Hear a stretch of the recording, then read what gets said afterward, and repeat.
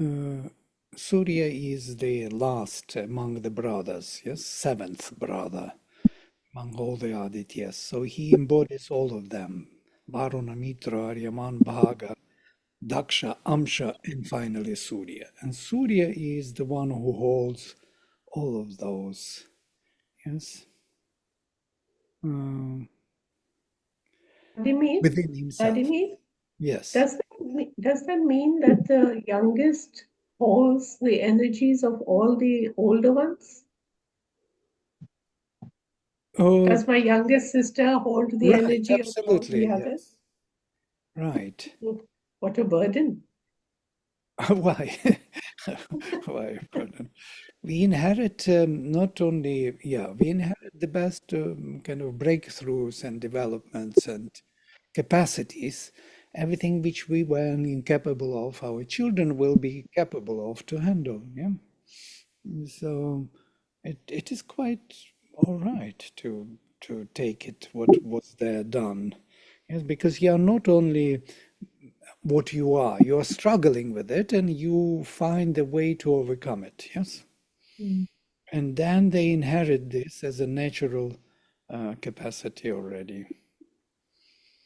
That's how I understand evolution, why we pass our genome forward.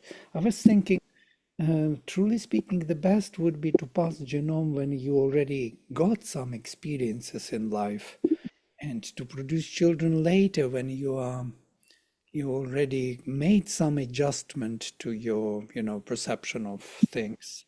And so the allo, that, what do you call it?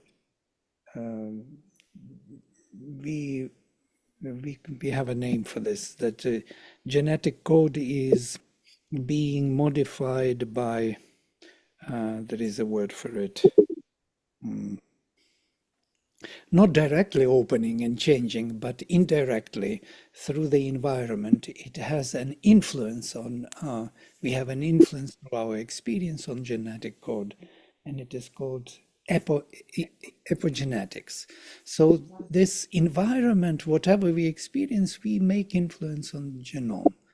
And so if we pass it later in life, let's suppose I should have children now when I learned so much, so to say, and that, and I struggled a lot and I found the way and I know how it is. So the adjustment is taking place. So that adjustment is better to pass forward rather than when I am young and know nothing. Yeah? So I'm a young father, I have a young mother, we are both young, we give a lot of energy to this being because we are young, but not adjustment yet. Yeah. So I was thinking about this, why it is so that what is more important, strong body or the adjustment within the genome? Yeah. Um, and then I thought, very interesting thought, that even that kind of short time, like 20 years, 30 years of young parents, already something very important has already happened to them. And that what has happened in that time, because the whole environment is influencing them. Yes, they see what is there, all the difficulties, all the solutions, which are very unique for the embodied soul. The embodied soul, like a few hundred years back, had totally different environment and a different perception of things. So now that epigenetics, that environment which is influencing young souls, minds, that is also good enough to pass forward as the basis for new kind of approach to reality. Um, so I was thinking quite a bit about this. Why This is a young? very, very interesting subject to me because I was the youngest of five males. Mm, There were six of us in our family. My sister's the youngest. I'm number five. And what you're describing, I can see. And I can also see that I have three sons, and I can see where they are in their characteristics, how their inborn characteristics, and how they are, and how I was at the time that they were conceived. And so this is a very interesting subject to me because I agree with what you're saying. I got the benefit of watching my four older brothers being the way they were, Yeah. and I was able to learn from their experience, from what they went through, and embody, what experiences I went through, and grow from Right. those. The environment has much bigger impact on us than we think, especially in the Varnik system of India, as you know, that when you're born in the family of Brahmins, suppose, or Kshatriya, or Vaishya, or Shudra, so what you do, you imbibe, you look into what is happening to your parents, yes? Or you are in the family of barbers and your father is cutting hair every day, and you're looking at it and you're getting that particular sense of life, from him. And what I was thinking, that in the family of Brahmins, Brahmins were born; in the family of Kshatriyas, Kshatriyas. Why? Because they created an ambulance, an environment which is attracting souls to come to that environment. Yes, they're projecting it kind of subconsciously. So when they produce children, the vibration around them and within them, yeah, that epigenetics is calling for a particular soul who needs that particular environment for its development. So that's how the system of Varnas was working. Why in the family of Brahmins, Brahmins were born before Krishna mixed Varnas, Jatis, yes? When Krishna mixed Jatis, something happened, and in the family of Brahmins, Shudras were born. Yeah? With the need of development of particular service, they were born into the royal family, suppose. Yeah? And they are not fitting there. They need to work as Shudras in order to develop their souls. They have to serve others, and they can't serve them because they're in a different environment. So this mixture created the whole problem for us, yes, that we are not really calling to the souls to the proper environment that they should come. There is something more, of course. There is an occult thing, and Yami, the twin of Yama, is here, yes, and she is arranging all this connection of the souls to come down into the proper environment they want. And many times, Mother says it is not totally proper. It doesn't fit totally. Since we are talking about this, let me finish the thought before we go to Savitri. Um, it is not totally proper, but what is interesting, they have enough potential to make it proper.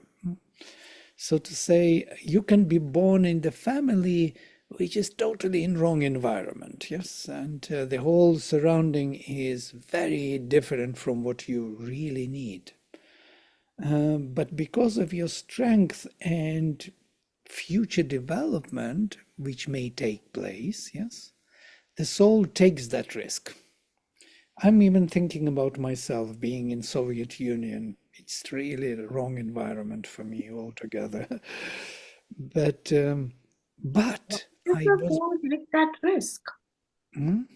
Why does the soul take that risk then? What is Because it knows that it can do it. It is developed enough or something that it knows, okay, all right, I will take that. I will be born in the family of alcoholics, okay. But I will find my way out. Yeah. I know And what you're talking about mhm, because sometimes, you're born in a family that completely resents your presence. You're not accepted, and you fight and struggle just to survive. And that is a huge challenge. But I understand that because in the end, you come out and you survive in spite of all attempts that were made to right, the and you learned contrary. what you wanted anyhow. So Exactly. yeah, you wanted to Exactly. learn that and you did it in spite of Yes. the environment, yes, which is Yes. not conducive to your learning. Yes. So the And growth. Mm. Vladimir, I was just thinking that going back to that earlier Varna system, so in a typical Brahman family, he would hear Vedic verses from the age of 10 onwards. He would memorize them, he would recite them, and it would be driven into his genes. Yeah, And that effect would last for many thousands of years. right. Now, looking forward, if we really want to provide subtle bodies for better souls to take birth, then it makes a lot of sense for a lot of people to learn Vedic hymns and recite Yeah, them. absolutely, absolutely. For that very purpose, yes, to be a carrier, to be the vibration within the genome, which will build and modify it in time, yes, to be receptive of the truths which are far beyond the text, so to say. Text may not even appear anymore, but it created that sensitivity towards the openings, yeah, openings in the genetic structure towards something which is triggering similar presence or same presence, yeah. Um, and this is something interesting because the Brahmacharya ashrama is before Grihastha. So you have to be Brahmachari, you learn all the texts by heart, and then you marry. This is very proper. I think this is the way to go because you already put so much into your system. And now when you cast the seed, that seed will carry that modification forward. Yeah? Rather than you cast the seed and then you learn things. Yeah? So that's what I was thinking. Why in the young age it is still acceptable? Maybe it is slower development, yeah, because you didn't learn much, didn't produce children at the end of your learning curve. But at the beginning, you didn't learn yet much, already children are there. But epigenetics may answer also that it is still okay, because when the soul comes from 200 years, 300 years back or something, it sees that, well, it's totally new environment. Imagine us 300 years back. Yeah. We would not be able to sit here in front of the screen and talk over this. So it's already such a big shift. So every child who is now looking into the screen takes in all that information, takes in new possibilities of, learning and being, so that genome is very quickly modified. That's what I wanted to say. I'm always amazed at how 2-year-olds can learn the icons on a mobile phone, Oh, even without any prior learning. It's something, there's a structure in the mind which simply fits into the whole navigation pattern. There's something amazing happening here, which we are not really understanding. I agree. I agree. I saw also in Korea, when I was in Korea, these kids, 6 years old, they go to the first class and they type Korean language so fast. And you can't believe that this is happening. And they can find any answer, they can go anywhere. Um, and you're just bewildered with all that. Yes, you don't know which button to press with one hand. Um, so we belong to another time. They belong to this time. They were called upon by this environment, by this genome, yeah, genetic, and or by parents surrounded with this particular environment. Yeah, already it's this environment is so crucial. Yeah, why Krishna then mixed varnas? He explains jatis, he calls them. He explains that he mixed them because varnas cannot be mixed. It's interesting. Varnas are the qualities of the soul. Um, jatis are the where you are born, into which family you are born. He mixed them because he says now everyone in his soul can find me, the Supreme. So he did it by purpose. he wanted us to become Chaturvarnya, as it were, yes? That we will be Brahmin in knowledge, Kshatriya in power, Vaishya in exchange of goods and delight, and Shudra in service. So if we are Chaturvarnya, we have to develop holistically, the same as a universal Purusha. Yeah? We have to become universal in our individual framework. Because of that, for that purpose, he mixed jatis. Yeah? It's kind of interesting that individual is finally becoming more prominent. Individualism, yes, what we have in Kali Yuga. All right, now I'm coming to the hymn finally. Here we are. There are two hymns of Vasishtha. We read them before, but we read them in a hurry, as it were. Do you want to do the opening? Right, I can do Invocation. that. Sure.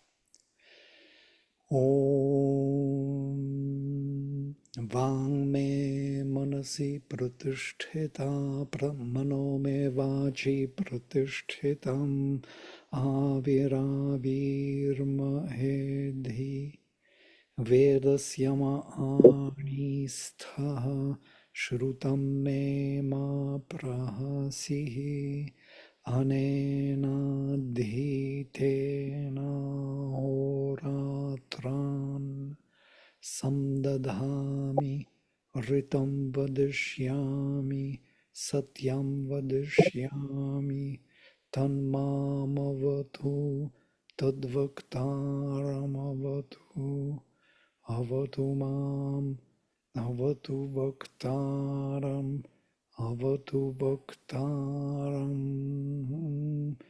Om Shanti Shanti Shanti.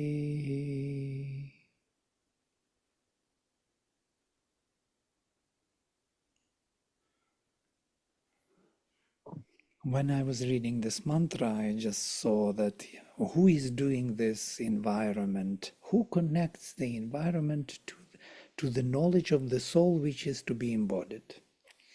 Because there must be something or someone who makes that connection. How soul would know where to what environment to go for its own development. Yeah? And that environment has to be recognized from the subtle world, from unembodied soul in the embodied state, in the physicality. So who does that bridge? Who makes the link? And I saw that it was Yami. Yami who was left here on earth. She connects to the link to the soul. She is the soul representative in the embodied state here for whole humanity. And Yama is the link to that environment in heaven where soul rests. And he connects that environment to the soul which travels when it dies back to the resting place. So they provide the connection to the environment. The destination. They provide the destination for the soul to travel. Up and down. All right, so these Vasishtha, two beautiful hymns, most beautiful, very loaded with meaning, and in a very simple language. So, Aditya Gana. Aditya, you know, Adityas are the sons of Aditi, the Divine Mother, the 8 Adityas. Later there are 12. So Adityanam avasa nutanena sakshimahi sharmana shantamena anagastva adititve turasach imam yajñam dadhatu shro shamanach Adityaso aditir madayantam mitro aryama varno rajishtha Asmakam santu bhuvanasya gopah pibantu somam avaseno adya Aditya Vishve Marutascha Vishve Devascha Vishve Ribhavascha Vishve Indro Agnichashvina Tushtuvanach Yuyampata Swastibhih Sadanach Yuyampata Swastibhih Sadanach. This is, you see, the diction is so simple, nearly classical Sanskrit. Simple words, nothing complicated. Vasishtha is totally different diction. He is so soft in his words. He is not in using heavy words or heavy constructions. Very simple constructions. Okay, let's look into the first hymn. Adityanam avasanutanena. By the growth within us and nourishing of the Adityas, the powers, the sons of infinity, within us, may we conquer by their peaceful presence and most auspicious stillness. Sakshimahi. Literally, Sakshimahi, I say, may we conquer, may we endure. Interesting, yes? Endure what? Endure the darkness. It's from root Sach. Sakshimahi, overpower, conquer. But literally, it is kind of, may we be able to endure the pressure of the darkness. May we be able to face the hardships of manifestation, if you will.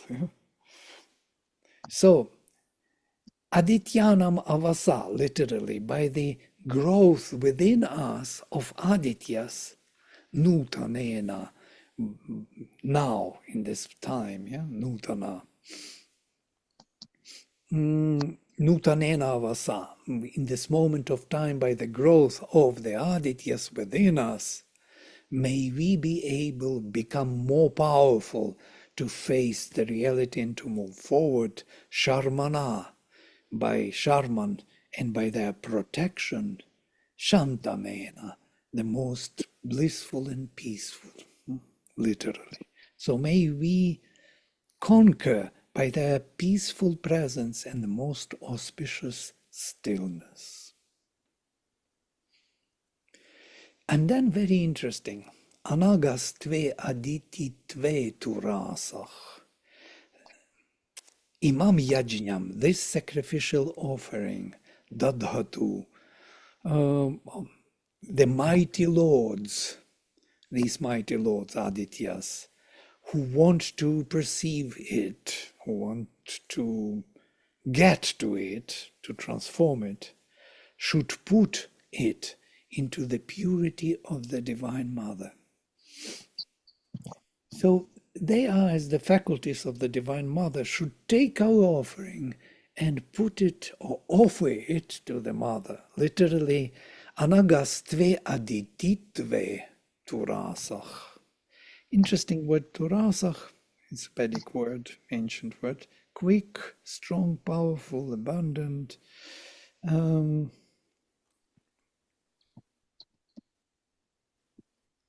Shroshamanach is this literally accepting, hearing, yes? It's from root shru, but with shroshan, those who would like to hear. It's a kind of desiderative basis. They, these Adityas, should want to hear this, yes? Us offering them the manifestation around us, the surrounding around us into which we were put for this sacrifice as Yajamanas. May they establish our Imam Yajñam, this offering of ours, Adititve, in the infinity of the Divine Mother. Notice that Tva suffix is used which is making it the abstract word in the Aditi ship or in the Aditi hood, Anagastva, in the sinfulness, in the sinfulness of the Aditi hood, may they locate this, our yajna. Very interesting idea. So, in the absence of any disharmony of the infinite consciousness of the Divine Mother, may they put Tadha to locate our Imam Yajnam, this offering, this sacrifice. There is no hymn in the Veda where sacrifice is not mentioned, yes? Every hymn is the sacrifice, the offering. Adityas or Aditirmadayantam, second verse. Let me read through. Yeah? By the growth and nourishing of the Adityas, the sons of infinity, within us may we conquer by their peaceful presence and the most auspicious stillness. This sacrificial offering of ours, the mighty lords, who want to perceive Shro Shamana, to perceive it, to receive it, to hear it. You know, the gods hear us, they don't see us. In the Veda, you will never find that the gods see man. They never see him. They always only hear him. It's interesting. We are heard by them. Is it because their eyes are closed? They keep their eyes closed. They don't want to look on mortal beings. I don't know about that. Why do they close their eyes? Tell me. Because it is said they don't want to look on mortality. On ugliness, yeah. Well, I do not know that, but yes, one can assume. I do not know why. I never could solve this mystery, truly speaking. I left it unsolved as the question for myself, and one day I will see why. Why they don't see us. They only hear our prayers, our invocations. They hear us in our offering. Maybe because there are levels, layers upon layers between us and them. They're too powerful. If they look at us, yeah, they're separated from us. So to say, there is a huge distance of different levels of consciousness, because seeing demands a direct kind of evidence, touch, so to say, immediate direct evidence. They cannot have direct evidence of us. Only indirect. There's also a striking contrast between the rishis who see and the gods who hear us. I mean, that's like two different parts of perception. Yeah. The rishis see the truth. They see what the supreme. They see the message that they then embody into the mantras. But we're not on that level. It made me think about Agni, because Agni is the Kavikratu with the will of the seer, of the Kavi, of the poet. And it made me think that Agni is different from other gods. Maybe also because of the inner kind of constitution where inwardly it is taking place, yes? And so they cannot see us in terms of outer being. I do not know, so I leave it open. You think, if you find the meaning of it. I think Agni is still involved. It is the flame of our soul, so it could be a seer, but not other gods. They are not seers. They are called upon by Agni, yes, and involve themselves and their presence through him they are activated. Maybe then they become seers when they are already in the process of the sacrifice. Maybe then, before they cannot see until they are involved in the sacrifice. Maybe that is the difference. But I have no answer yet. But these thoughts are valuable. Yeah. Also, Vladimir, in the Akash, only sound can travel as per Sankhya. So in the ether, there can only be the sound tanmatra. There, Right. I don't see them as being in the ether either. I think ether is already our domain, so to say. They are in the subtle ether, if you will, yeah, somewhere yeah. there. There's ether behind ether where they are. That's why they are typal. And typal, they are typal. That is also the thing. Well, let's think about it. So Vasishta invokes the stillness and presence of Adityas by affirming their support in our growth, asking them to accept the offering and to place it into the very consciousness, power and bliss of Aditi, the Divine Mother, Adititve, which is always pure, Anagastve. And then second verse. Adityaso aditir madayantam mitro aryama varuno rajishtha asmakam santu bhuvanasya gopa pibantu somam avaseno adya. Such simple language. May Adityas and Aditi rejoice within us. Mitra, Aryaman, Varuna, a most upright, a most sincere, truthful. May they be ours, the guardians of the world, Gopah, and partake of our delight for our increase today. Such a simple idea, yeah? But full of meaning. Adityasach, the Adityas, Aditich and the Divine Mother, Madayantam, may they rejoice. Madayantam is the, as you recognize, is the lot, the imperative third person plural Atmanepadam.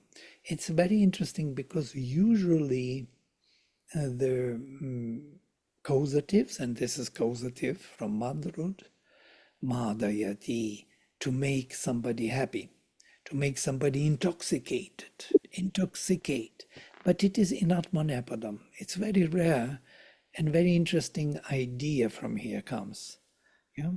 So root mud, yeah, that's what I'm describing here in Atmanepadam, which makes it difficult to translate. The sense of it would be something like, may they gladden us for themselves, or may they inflame themselves within us in the intoxication of joy and happiness. Something of that kind, it makes sense. And thus becoming part of ourselves. Though they are guardians of the world, and by drinking soma they can partake of the enjoyment we offer to them here for our growth today. Today is an important word, adya.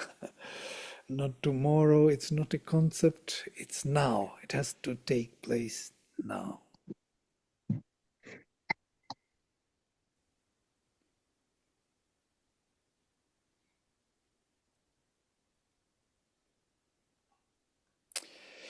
Adityah Vishve, Marutascha Vishve, Devascha Vishve, Rishabhascha Vishve. These are sandhis disappeared. Indro Agnir Ashvina, tushtuvanach, yuyam pata swastibhich sadanach. Says yuyam pata swastibhich sadanach is the refrain or the signature by Vasishtha. When you hear this, yuyam pata swastibhich sadanach, then you know that this is Vasishtha. Every rishi has a signature.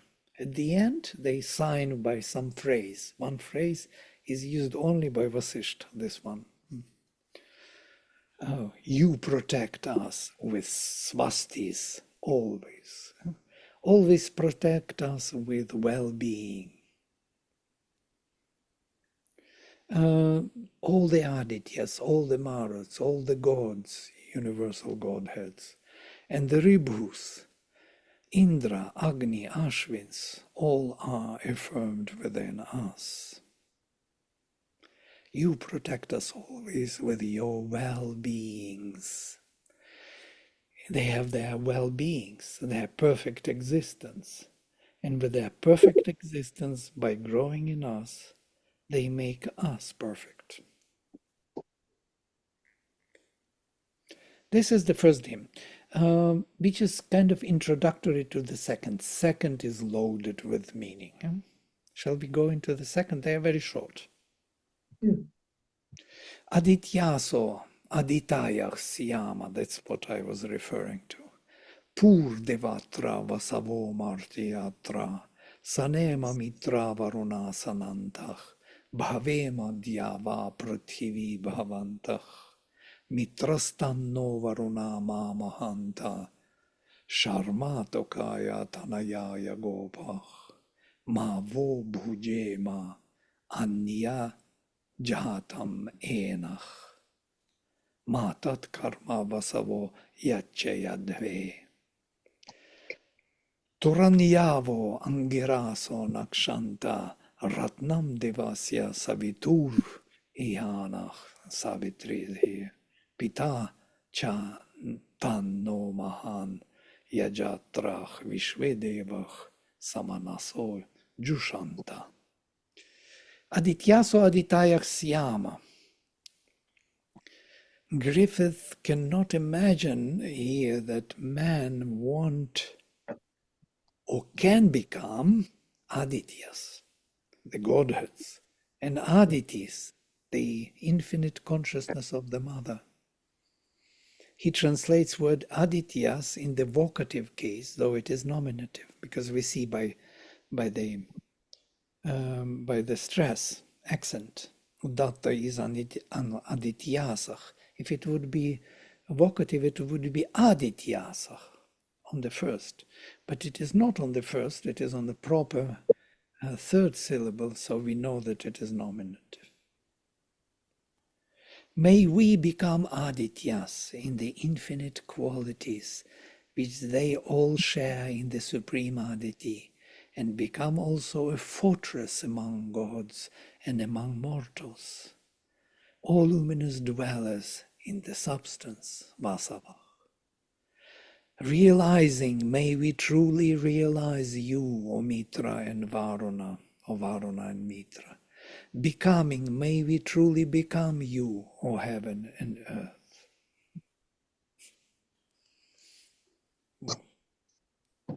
Vasishtha prays that we may become fully realized and harmonized with the Divine Mother, within the Divine Mother, with all her supreme manifestations, embodying and sharing all her qualities and faculties, and at the same time maintaining our own identity in this manifestation, Pur Devatra Martiyatra, Vasavo Martiyatra, which cannot be altered neither by the gods nor by the mortals. Neither the gods nor the mortals can modify our growing soul within, because our growing soul is the representative of the Father, of the Divine, Supreme. It is that psychic being which is superior to the gods and to the mortals. Yeah? We are the Son of God here growing, and we are neither the gods nor the mortals. though we use both of them. They are our environment. Possessing your presence and power here, may we truly possess you, says the Rishi, where the root sun has many meanings: to gain, to acquire, obtain, gift, possess, enjoy, which implies many possible translations. When we gain, may we truly gain you. This is so beautiful. May we gain anything in the world. May we truly gain you in the world, in the environment, yes? Or when we enjoy your presence, may we truly enjoy it. We find the similar structure in the next phrase also, where the root bhu is used, can be translated as to be, to become, to arise, come into being, exist, live, stay, abide. But there is more to this verse. Its poetic rhythm suggests the meaning we cannot see in the grammatical structure, because it's trashtub, and caesura is after the 4 or 5 syllables. I have to correct. And the cadence before the last 3. So we can see it like this: Sanema mitra varuna sanantah bhavema dhyava prithivi bhavantah. So the pause is in between. There must be a pause in trashtup after 4 or 5 syllables. Yeah, it's the meter is like this. So meter determines additional meaning. This is what I discovered when I was reading long ago. So what it says, if we consider this meter, even though the dvandva of vocative case mitra varuna dhyava prithivi is undividable, they are in the middle of the pada, separated by caesura. So the natural breath of the poetic rhythm creates a subtle suggestion which is not in the syntactic structure of the sentence. So if I read it in this way, then it would mean something like this: may we win mitra of Varuna, winning. May we become heaven, earth becoming. It's just a very subtle suggestion. Yeah? It is not in the text, it's not in the grammatical sentence, but it is in the rhythm. It introduces one more intuitive thought. So it suggests subtly this meaning: we want to win mitra, Varuna winning. May we win mitra. Mitra is the divine consciousness, by winning the purity and infinity of the divine being. We want to be heaven, earth becoming. And by becoming earth, we want to grow in heavenly consciousness. This can be an example how the poetic rhythm introduces the suggestions of new shades of meaning, widening our understanding of what Rishi wanted to say. So to appeal to Vasus, luminous dwellers within the substance, who have to stay without change, like Pur, like a fortress among gods and among mortals. It is an appeal to the divine souls embodied in matter. I already spoke about this. May the souls realize and become the house full of the divine powers, Pur Devatra, of the divine powers of the Adityas or Adityas Yama, first line, and the powers of the temporal existence. In other words, may you, O souls, expand your presence over heaven and earth, over the immortal and mortal existence. This statement is supported by previous one: may we be Adityas and Aditis. May we embody all the divine powers of consciousness and bliss of the Supreme. May we embody and stay within ourselves. By the way, very similar thing we find in Dhammapada of Buddhism. And that was striking for me, because in Buddhism we have this idea that you should build for yourself, Buddha says, you should build for yourself an island which neither gods nor man can disturb. You should build for yourself an island. Nobody can conquer that island. This is a very important part of the manifestation of the Supreme. We have to be real. We cannot be a food for others only. We have to have that quintessential truth of the divine, yes, which nobody can alter.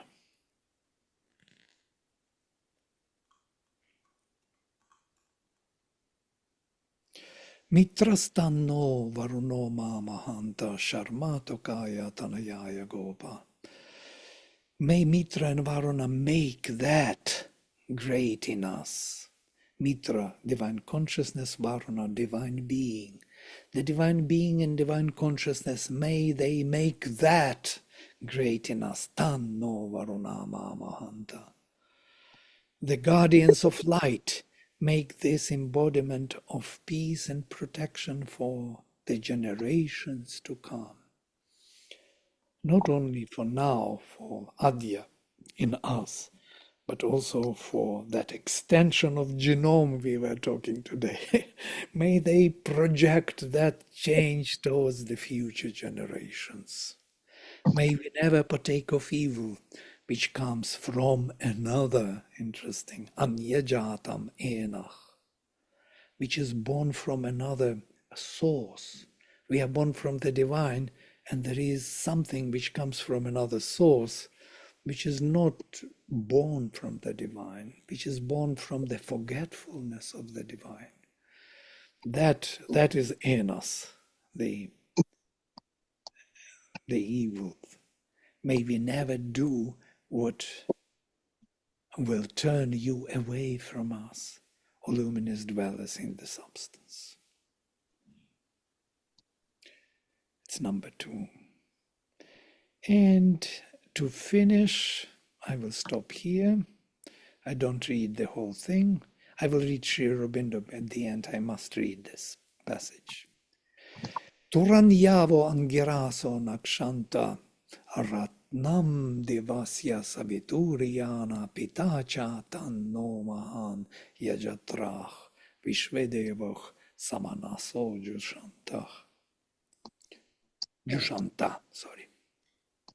Aspiring for the highest realization, Angirasas, the Angirasa rishis, seeking the luminous reaches of the god Savitar, it's all related to Savitar, obtained them.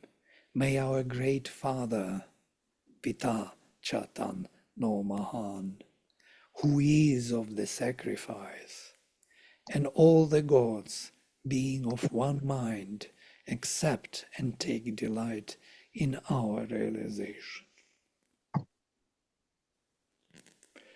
So beautiful. So Sri Aurobindo explains this hymn in The Secret of the Veda, only this one. But the 22nd hymn is still more significant and suggestive. The first trick runs, O sons of the infinite mother Adityas, may we become infinite beings, Adityas Yama. May we become Aditis. May the Vasus protect in the Godhead and the mortality, and Vasus are the luminous dweller within us.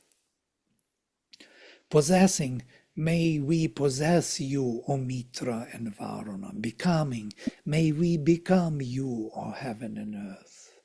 Sanema Mitra Varuna Sanantach Bhavema Dhyava Prithivi Bhavantach. This is evidently the sense that we are to possess and to become the infinities, or children of Aditi, the Godheads, Adityas, Adityas, Mitra and Varuna. We must remember are the powers of Surya Savitri, the Lord of the Light and the Truth. And the third verse runs, may the Angirasas, who hasten through the goal, move in their traveling to the bliss of the divine Savitri. And that bliss may our great Father, he of the sacrifice, and all the gods becoming of one mind, accept in heart.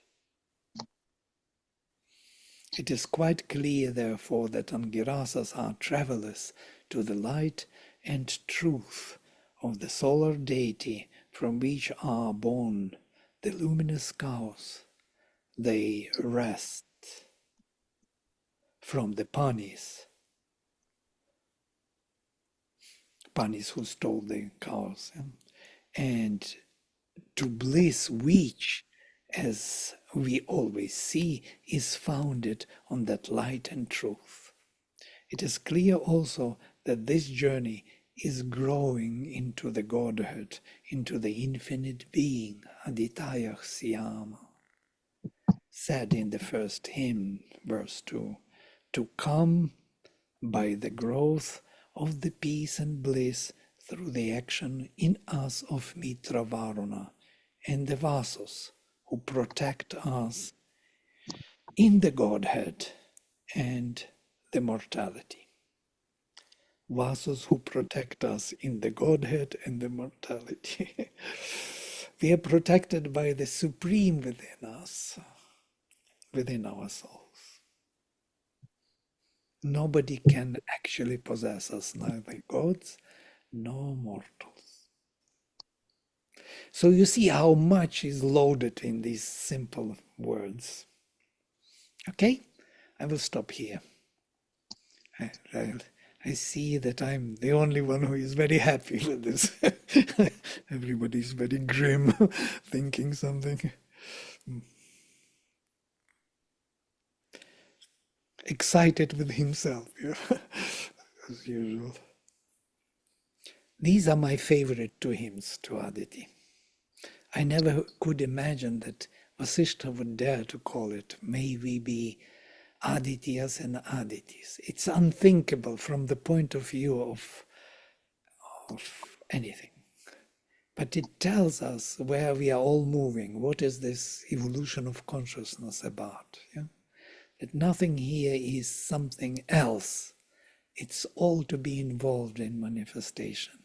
And we are to become all the powers of the Supreme in the embodied state.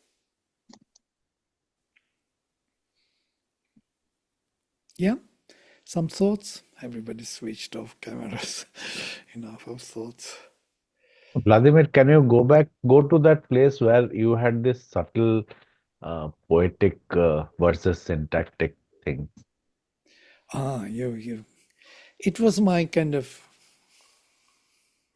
discovery long ago. Yeah, right here. So I was just thinking that may we win Mitra, Varuna winning, may we become heaven, earth becoming. Can it be understood like this, that in the winning of Varuna, may we win Mitra, in the sense that Varuna sometimes is a very strict rule, insists upon rules, whereas Mitra is a god of love. So it's a kind of by Varuna's winning, may we win love. Yeah, It's like it's exactly this what you have said. Sanema Mitra, may we win Mitra Varuna winning. Yes, exactly this. and by becoming earth, we become heaven. Although they appear to be like opposites, but opposites meet. This is the kind of thinking that I sort of had. May we become heaven winning the earth. So, or maybe become heaven becoming earth. Becoming earth, maybe. Becoming earth. Yeah. So it's like a evolution of consciousness in the embodied state, yeah? And may we win Mitra, the divine love and consciousness truly, by winning the vastness and purity of the divine being.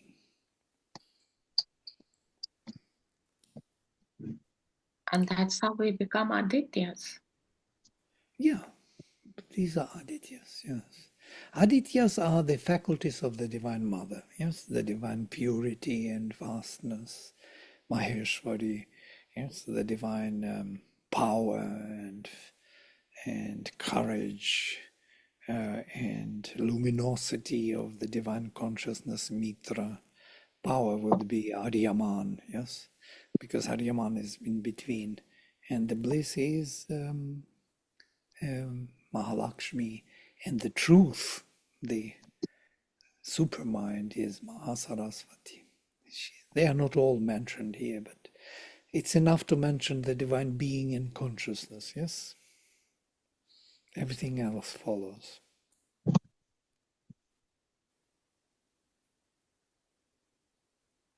Interestingly, if you look at these two verses, Dhyava belongs to the same position, Dhyava Mitra and Prithvi Varuna.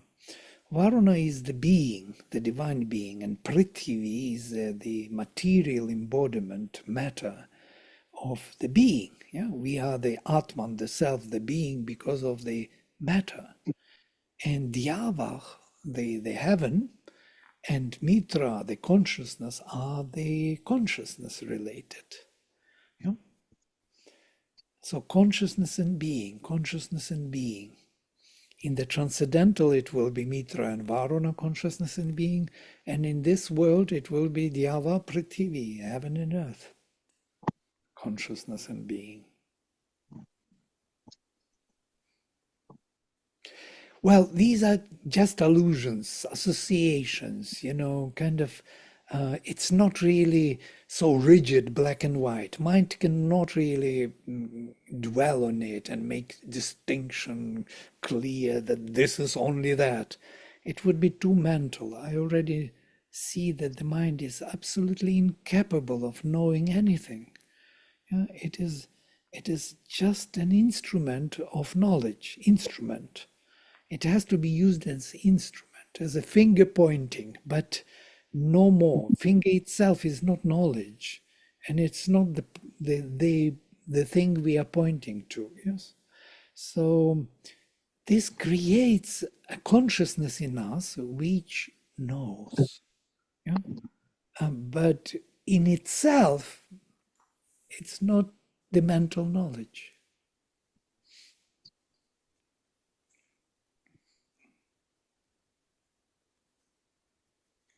It's actually experiential knowledge. And if we agree to go in that direction and take lightly the mind, not totally lightly, we have to be very precise, very sharp with the mind, but never kind of relying on it totally, because it's not about it. It's not about that sharpness. It's about something else behind it, which has to be perceived.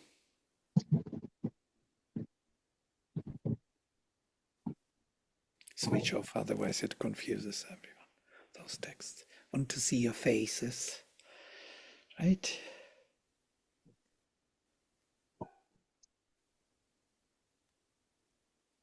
No?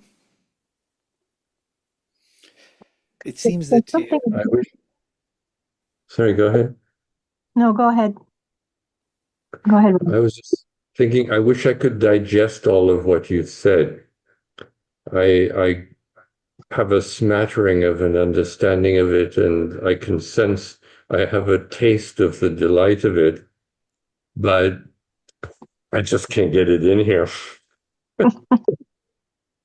indigestion. Frustrating.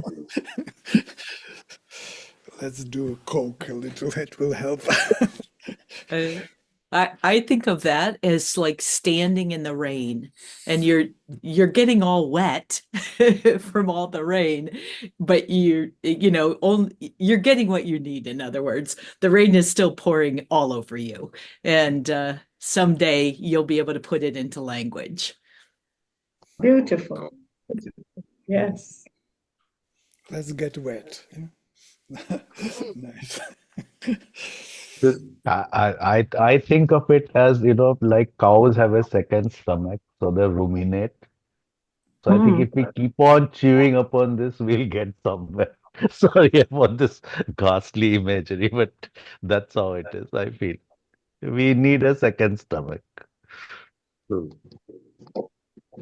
There is a mind in the heart also. Mind is all over, actually, but we think it is in the brain. But it is in the heart also, in that sense. And therefore, there is a double mind we can absorb with the heart, whereas the mind in the brain tries to understand and analyze. Interesting. Yes, I also agree that it's not only brain and it's heart, and it's not even only heart, which is much heart, much heart. It's also beyond. It's something above the head. For me, it's always somewhere above and beyond and here and within, beyond, above, in the heart. So it's everywhere and it's tangible, really, really tangible. Maybe that's why the gods don't open their eyes, because they're so involved internally that they don't want to see outside. Maybe they don't want to see outside because they are then, yes, framed by some kind of formulation They of would something. lose they would lose the beauty of the inner presence by objects outside, which they don't want to see. You see, it is a bit confusing why they don't see it. Never in the Rigveda the gods see man. They only hear him. So it's known by research. Yeah, we examined it. Rishis do not insist that they do not see it, but they just don't use it. You will not find that the gods see man. They hear him. And from there we kind of try to understand why. Not because they emphasize that particular quality of the gods. And here Shro Shamanachos want to perceive. Shru is very interesting thing. It is maybe it belongs to this deeper understanding of the faculties of seeing and hearing. Hearing is more about comprehension, whereas seeing is more about apprehension, recognizing the form. And hearing is more understanding what this form, how it relates to all others. So they kind of perceive us through understanding, through comprehension rather than through the formal apprehensive appeal.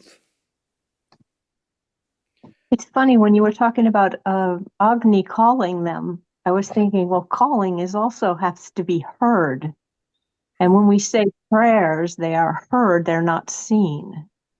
So there's something about this hearing of from somewhere else. But I also wanted to say that for me, understanding has to do with dynamic truth. It has to do with flow. And so I can't, if I try to grasp it, I lose it. I have to just let it flow and go with that flow somehow. And it's much harder because the mind wants to cut it and grab it and cube it and parcel it out. But I can only understand it in a flowing sense, in a dynamic way.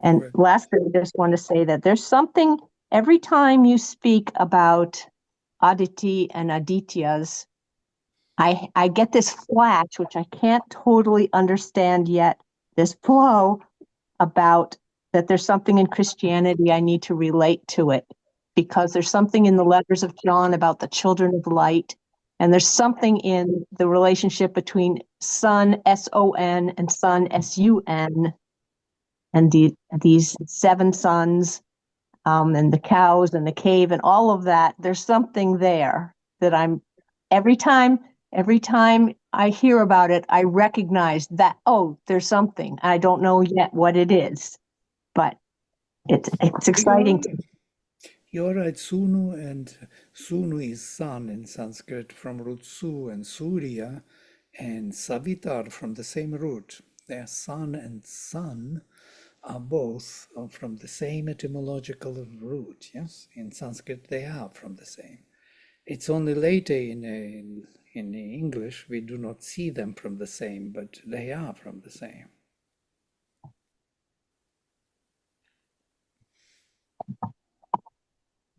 Son manifests the Father here. It is the force or supermind which projects his presence into manifestation, and that is the Son coming into being. Yes, that ray which descends represents the Father from the source in the separate individualistic environment. That is the Son.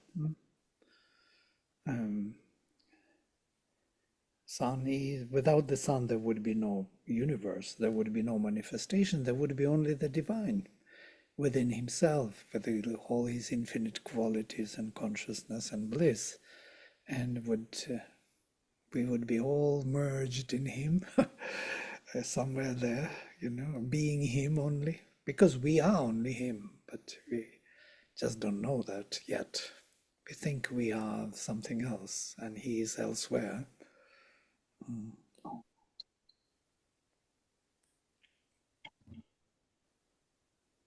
Right, great.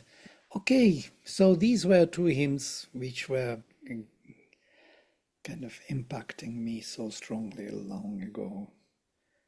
Thank you for sharing. They were beautiful. Right. Yes, thank you. Thank you. Thank you. Vasishta is such a powerful the being, yes. One of the greatest rishis. So there Great. is hope for us. Right. Well, yeah, always. Let's close with the mantra. Om Sarve Bhavantu Sukhinaha Sarve Santu Niramaya Sarve Bhadrani Pashyantu Ma Kaschit Dukha Bhag Bhavet. Om Shanti Shanti Shanti. Hari Om.